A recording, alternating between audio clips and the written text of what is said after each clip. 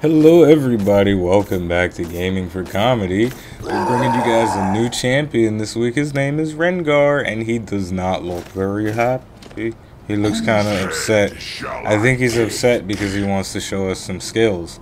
You know, he wants to get in there, kill some minions, and take some towers, because that's what you're supposed to do in League of Legends.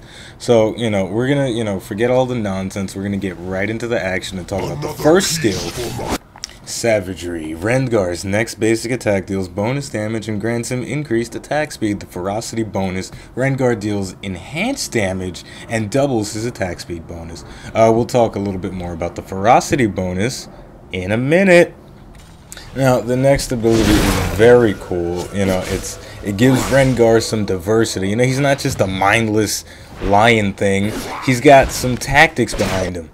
Bola Strike. Rengar throws a bola at his target, slowing them for a short duration. The ferocity bonus roots the target for 1 second. I know you're like, what the hell's ferocity? We're getting there. Wait a minute. And you're probably wondering what a bola is, but that's not really important. We're not talking about bolas right now.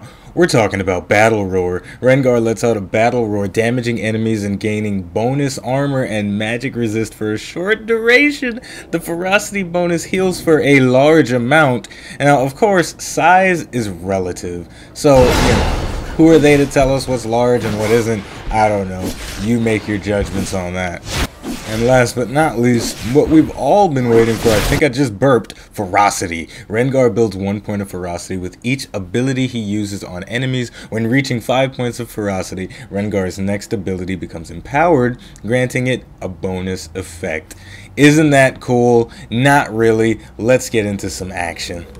So, a little bit about Rengar. He is a jungler mixed with some cool little other stuff. So, whenever I play a jungler, I like to play sort of defensive. You know, you want to have a mixture of defense and offense when you're playing a jungler.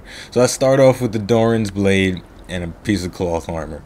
But this is boring, right? You guys don't care. You want to see action, so let's fast forward to some action.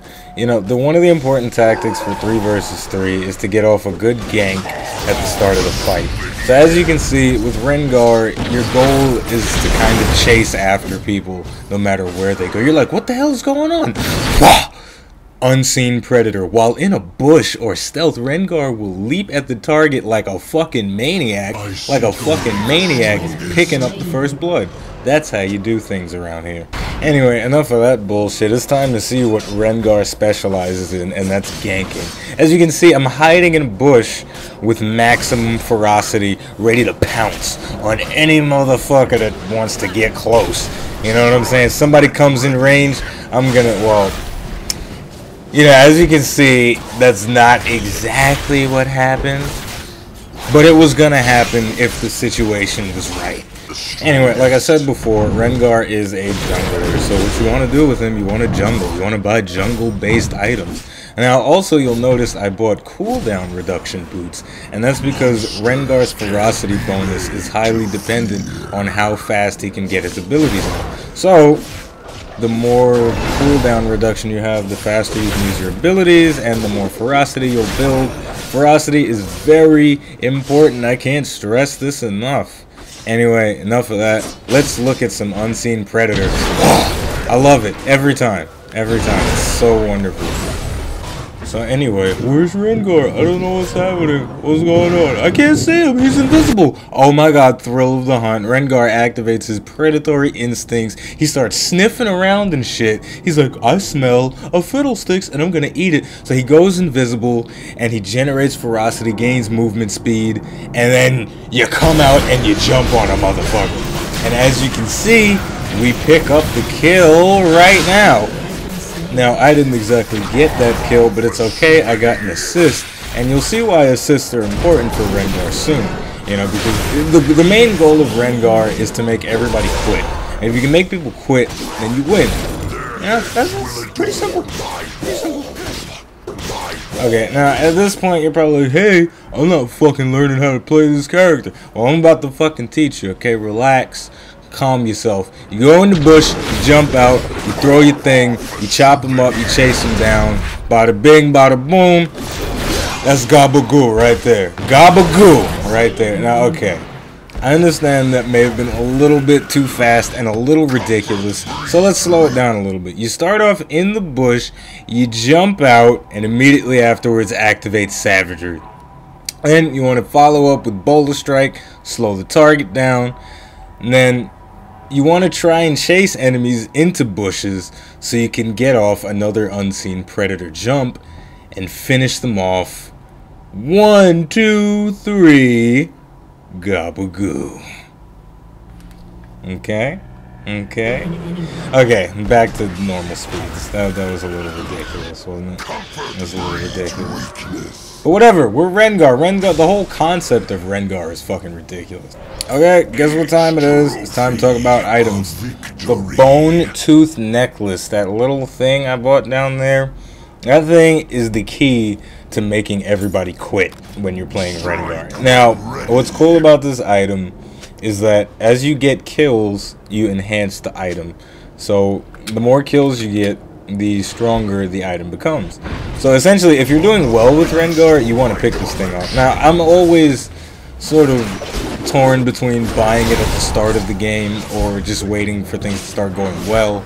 You know, get some other items like the Doran's Blade, the Wriggles Lantern thingy or whatever. You know, but you know, depending on your play style, you might want to buy it early or you might want to buy it late. It's all really preference. I like to buy it a little bit later in the game. Oh my god, he got fucked up. I should have cut that out, but I didn't because I like to show you guys the truth.